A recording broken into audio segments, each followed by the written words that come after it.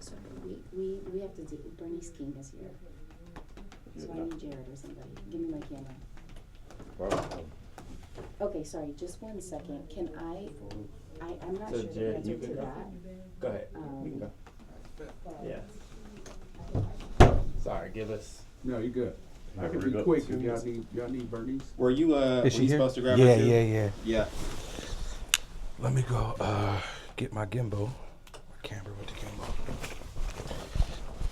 Well, I guess I can leave this on if y'all gonna still run this. We'll run it. Yeah. Yeah, we'll run it. I should be good to go. Okay.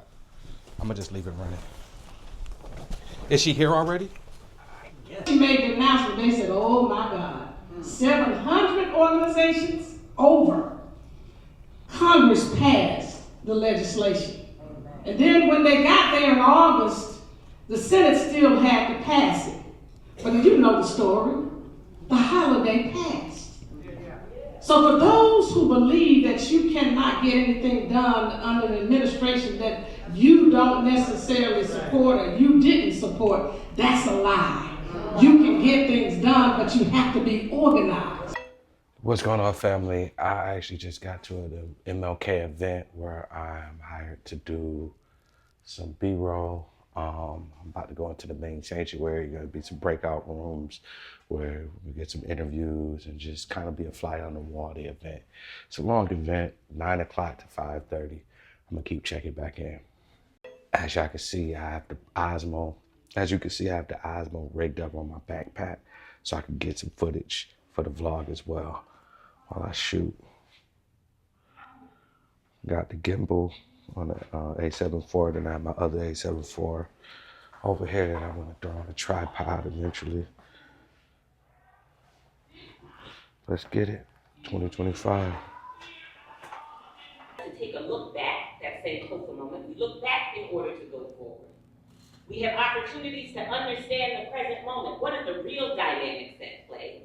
And not just the dominant narratives that have often distorted public perception, right, in ways that compromise our efficacy.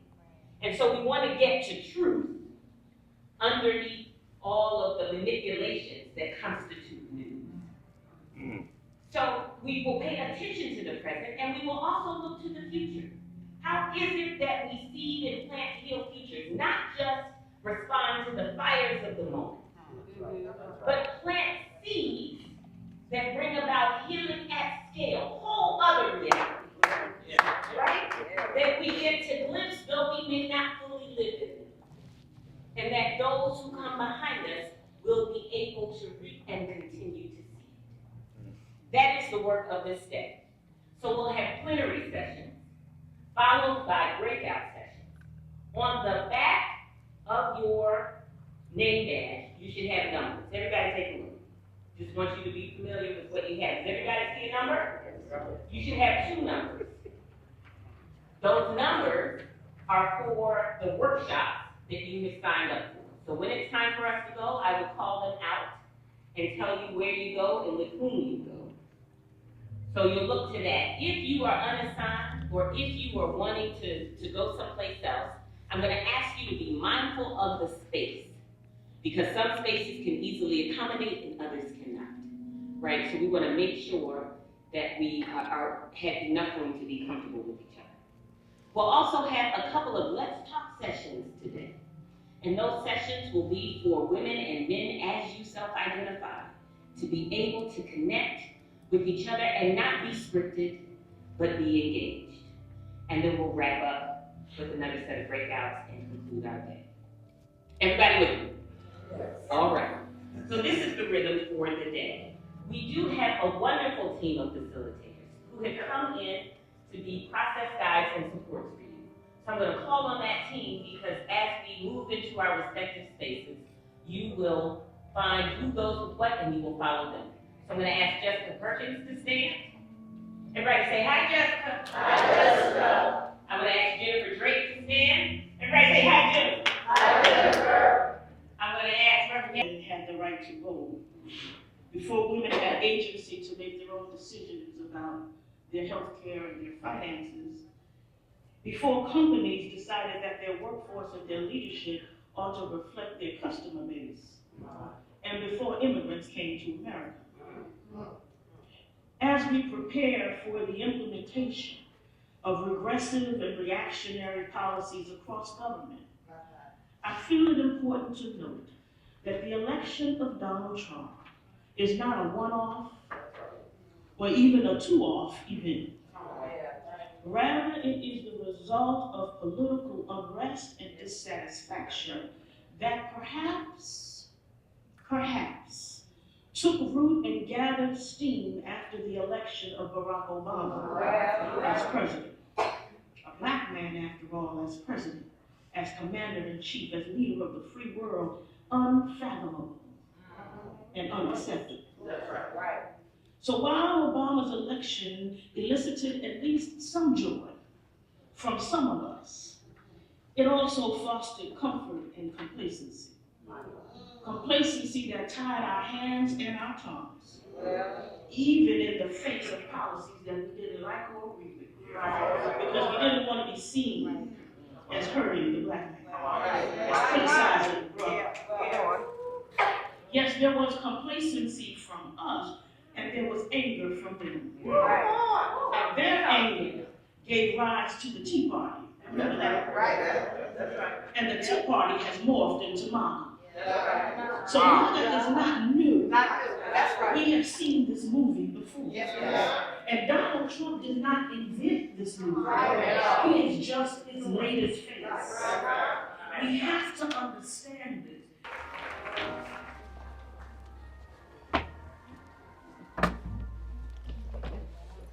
Sorry. Okay.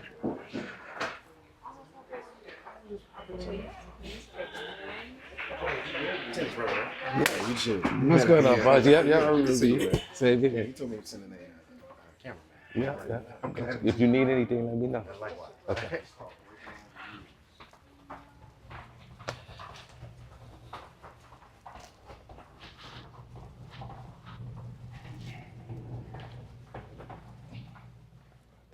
Do that. Can't be.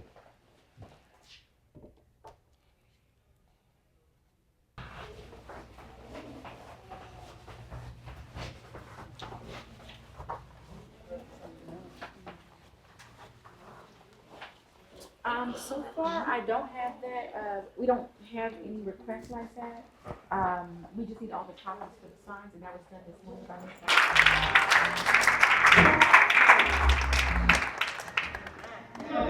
It could have been me. I'm no fool and no clothes. I'm just alone. I got one friend. I'm just another number.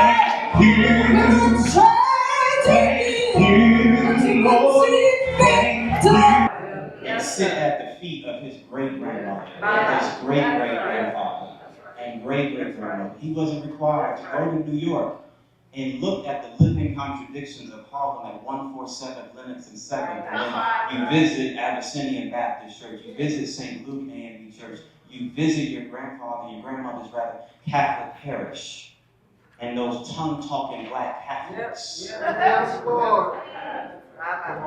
That's the foundational reality for me. And so when I'm looking at our children and our babies that are in church at Kenwood United Church of Christ, that my mother teaches in Gwinnett County, who she has been a teacher for 27 years of my life, there are some compassionate contradictions. And we are the biggest fools in the room. Because my great-grandmothers, in 2019 at Thanksgiving, we had a conversation about same-gender loving couples with an 89-year-old and an 84-year-old at the time. My aunt is in the Bronx, New York at her Baptist church. I'm in Richmond, Virginia at my Baptist church. And my great-grandmother, Medea, is a good faith Presbyterian. Nana is a staunch low-country missionary Baptist that believed in rolling on the floor and frothing at the mouth, but also being very unapologetic about the grace she extends to all people. And in this conversation, the dear stopped us and she said, why are we having this conversation?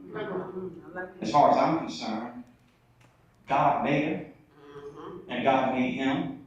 So all you're required to do is be respectful and kind and love them. We were talking about a transgender member, Bishop Flunder, at the church in which I was working in Richmond. And my nana looked at me and she said, I hear you, but I got 3 questions for you. Do y'all respect her as a woman? And if y'all have any good Baptists in the room, see your hand. Any good Baptists? So y'all know about a missionary, you're old school Baptist woman, you're a good Baptist woman, you're a missionary. So my grandmother said, does she sit with the missionaries on Sunday? I said, yeah, she does. And then she said, do you respect her? I said, yes, I do. She said, so just like you, McGee, I'm asking the same question. Why is this a conversation? An 89-year-old and an 84-year-old at the time pushing the ethics of their then 24, 25-year-old great-grandson. But then I look at our churches, I look at our politics, I look at our families, and we are living in constant, compassionate contradictions that have led us to this very moment. So I got more questions right now than I do answers, because our children are sitting here asking their pastor, well, Pastor, you saying one thing on Sunday, but then my grandma and my mom are saying something different. And nobody's confronting that. Nobody's confronting that Gen Alpha and Gen Beta is where our focus needs to be. Millennials are grown.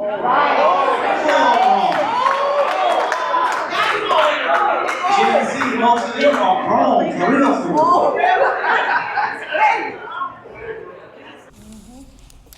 I mean, they are literally struggling to understand how are our children not getting clear that this is deception, that this is political manipulation. So for me, the challenge is how do our churches confront and combat political narrative manipulation? And I think for me, since we're going around, mine's just an educational piece, but it's very elementary. I think we can do a better job of checking our biases and microaggression within our personal and theological approach through our sermons, how we're showing up. I think that's more formed from an education. If you don't know, seek the education, live it out. But bias and microaggression is still a challenge, and that's not to out anyone, but that's for us to be minded that we can lean probably more in some of these legislation to get more knowledgeable, to make sure that we're not showing up being reactive versus proactive.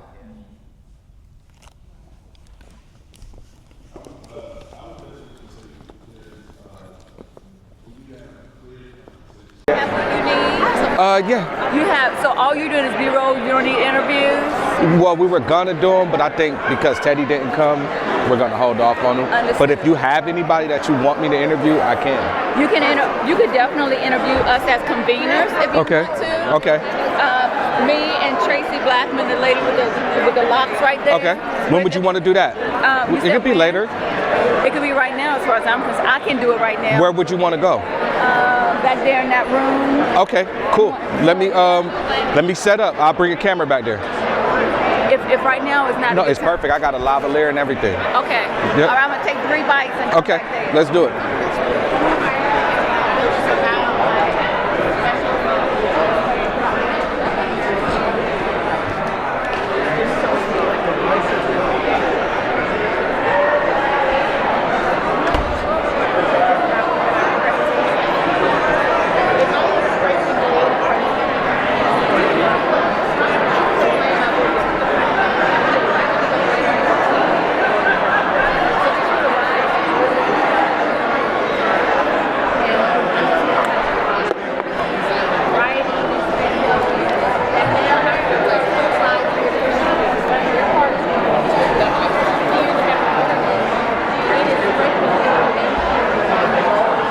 Yeah, this is a movie, y'all.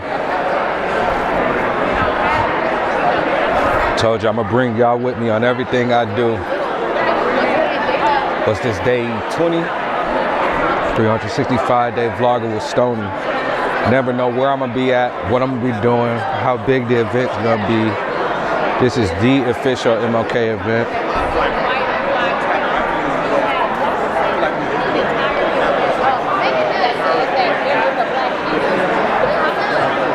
Let me know if that's in your way, brother. All of these are open. These are open? Yeah. Okay, thank you. No problem.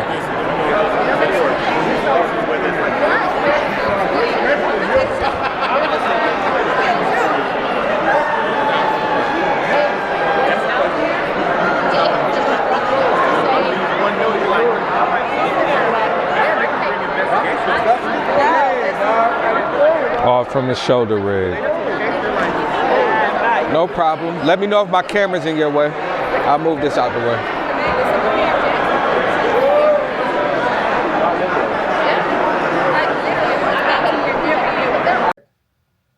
What am I feeling like?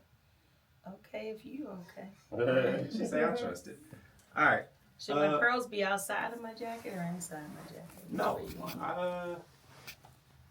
No, I like it. No, where they falling out? Yeah. I gotta stretch this little turkey neck out. Okay, see, I'm We ain't gonna see turkey neck up in there.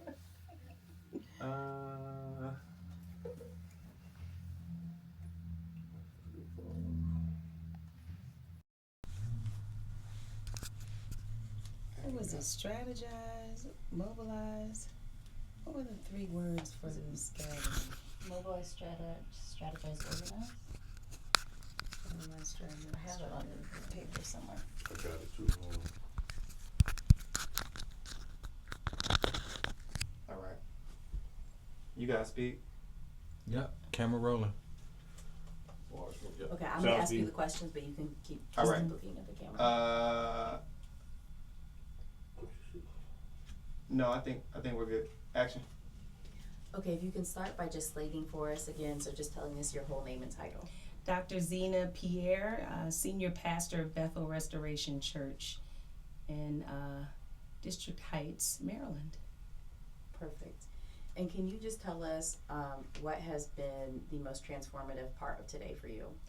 The most transformative part to me today for this prophetic convening, which is so needed in such a time as this, was really hearing the stories of many of the young folk who talked about the need for us to engage in a way that we're hearing the voices of the younger communities of people, that the church has grown in a way that we've sort of pulled from really lending an ear to understanding